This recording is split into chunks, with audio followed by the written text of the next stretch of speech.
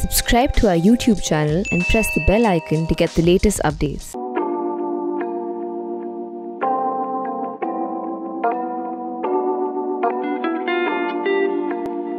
We often think of evolution as occurring over hundreds of years, maybe thousands of years, or even millennia.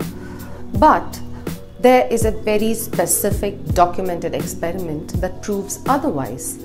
In just mere generations, favorable traits can take over and help an animal, and of course by extension all life forms, adapt to new environments. We shall discuss that experiment shortly, but another example of rapid evolution is playing out right in front of our own eyes, and it is also thanks to us humans. Because of ivory poaching, elephants in Africa are starting to evolve without tusks. And that too from the genetics involved. Unfortunately, this mutation of tusklessness is lethal to males. So female elephants are rapidly evolving to be without tusks, and those elephants are now naturally being born. They are a very common sight in many parts of Africa, especially Mozambique. Here, during the country's civil war from 1977 to 1992, just about in a space of 15 years or so, 90% of elephants were killed for ivory, and in just under 2 decades, tuskless elephants are now naturally being born. How does evolution occur at this pace? What are the genetics involved in tusklessness, and why is it lethal to male elephants?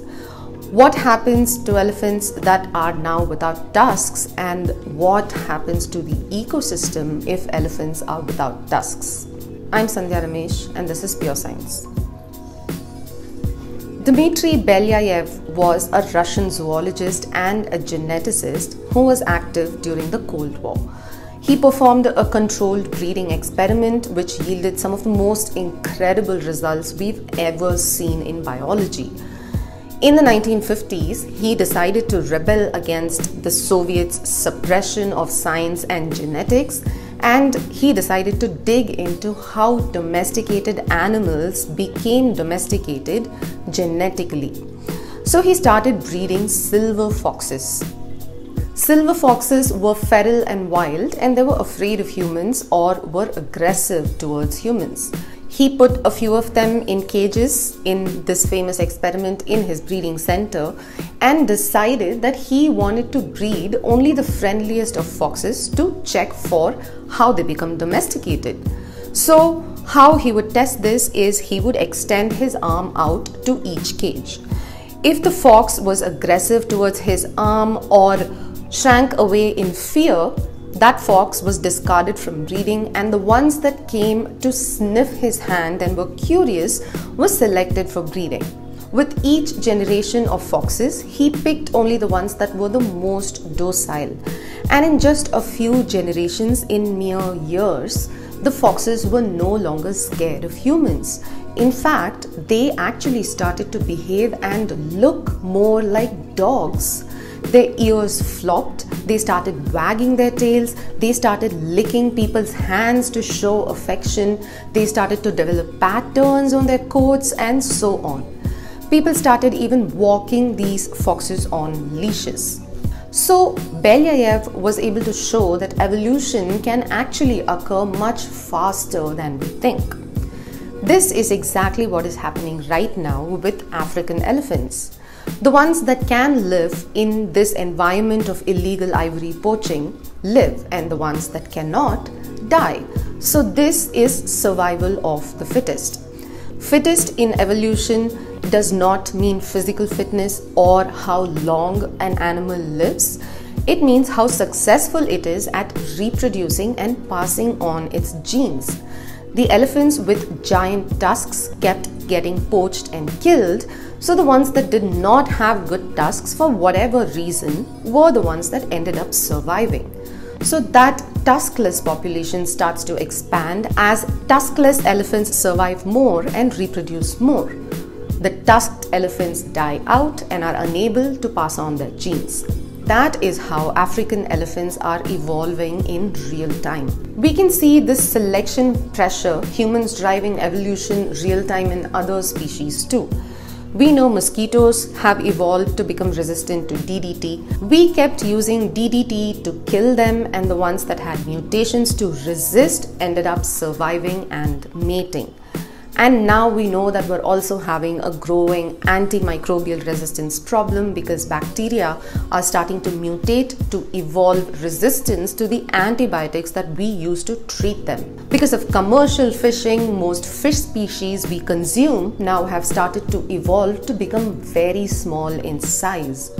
We've also, of course, bred hundreds of breeds of dogs, so many different cultivars of crops, each with their own strengths and appearance.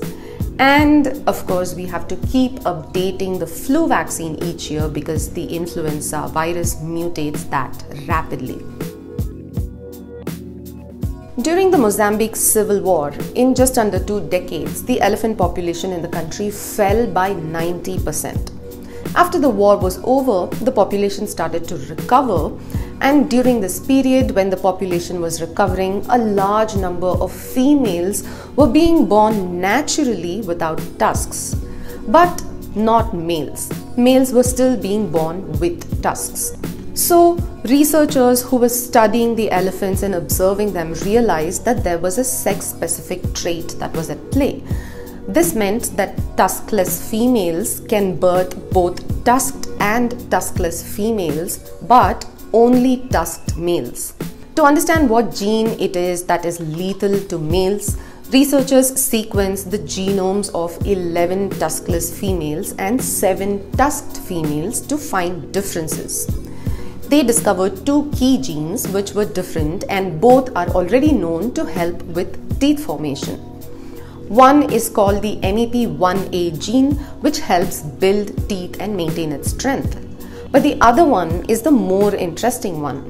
The AMEL-X gene is on the X chromosome, and in humans, when affected, it can cause badly formed teeth.